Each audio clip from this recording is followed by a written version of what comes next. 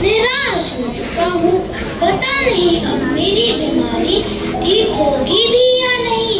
अब तो धूल उड़ने या धूप लगने से तो यह और भी ज्यादा बढ़ती जा रही है। अब भला कोई क्या कर सकता है? आप निराश ना हो महाराज, कोई ना कोई उपाय तो जरूर निकलेगा। अब क्या उपाय निकलेगा महामंत्री जी? देश के सारे वैद्य हकीमों से तो कुछ नहीं हो पाया। अब भला कोई क्या कर सकता है? अब लगता है अंत निकट ही है।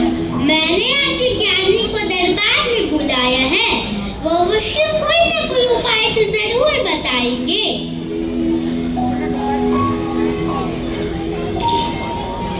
मेरा आशीर्वाद सदा आपके साथ है।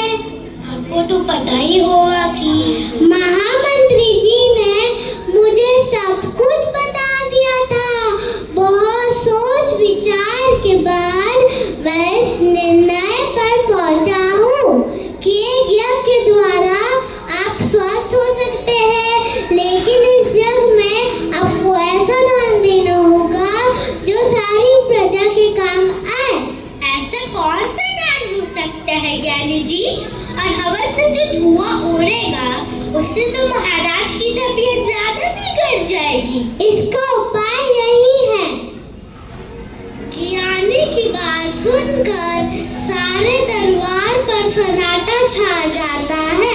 यदि यज्ञ करवाएं तब भी हानि और न करवाएं तब भी हानि।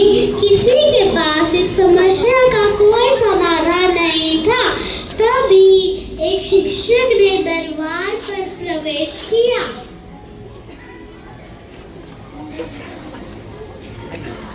मंत्री जी, मैं एक ऐसी विधि जानता हूँ जिससे यज्ञ भी हो जाएगा और धुआं भी नहीं उड़ेगा।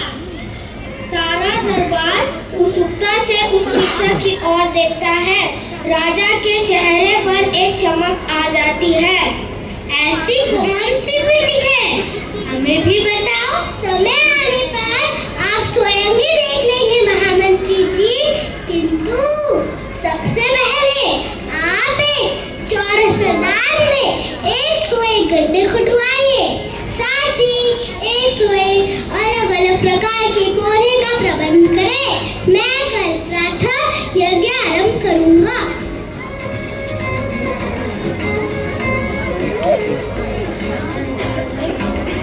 सारे देश में इस अनोखे यज्ञ के समाचार फैल गया।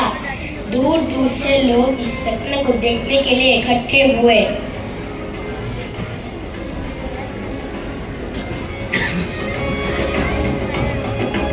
महाराज, अब आप एक एक पौधा अलग अलग गड्ढे पर लगाते जाइए।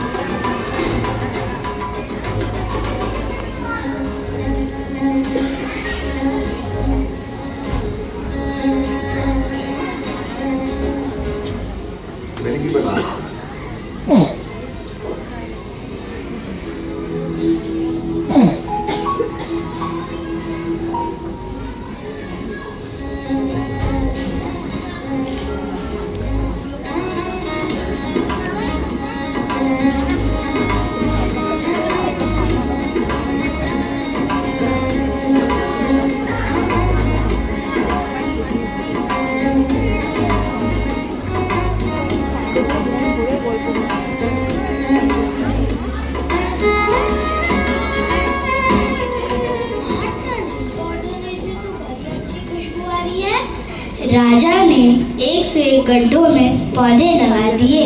उनके शरीर पर पसीने के बूंदों भर आए। वे थके थके से लग रहे थे, फिर भी धूप और धूल उन्हें परेशान नहीं कर रहे थे। यदि आप प्रतिदिन की देखभाल करेंगे तो इनके फूलों की खुशबू से आप प्रसन्नचित्त हो जाएंगे। महात्मा, मैं स्वयं इनकी देखभाल करूंगा। इन्हें अपने बालक के समान पालूंगा महात्मा।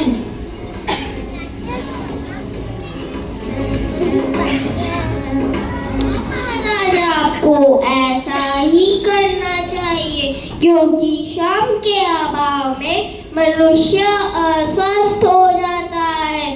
धन संपत्ति से सब कुछ खरीदा जा सकता है, किंतु स्वास्थ्य नहीं। हम सभी को प्रतिदिन कुछ न कुछ स्वयं अवश्य करना चाहिए। पर महात्मा वो दान हो गया दान, आपके द्वारा लगाए गए पौधों से जो लाभ प्राप्त होगा वह दान के रूप में सारी प्रजा को मिल जाएगा। शिक्षक की बात सुनकर हजारों स्त्री पुरुषों की तालियों की गड़गड़ाहट से वातावरण गूंज उठा है। सभी शिक्षक की प्रशंसा करते करते अपने अपने घर की राह लेते हैं।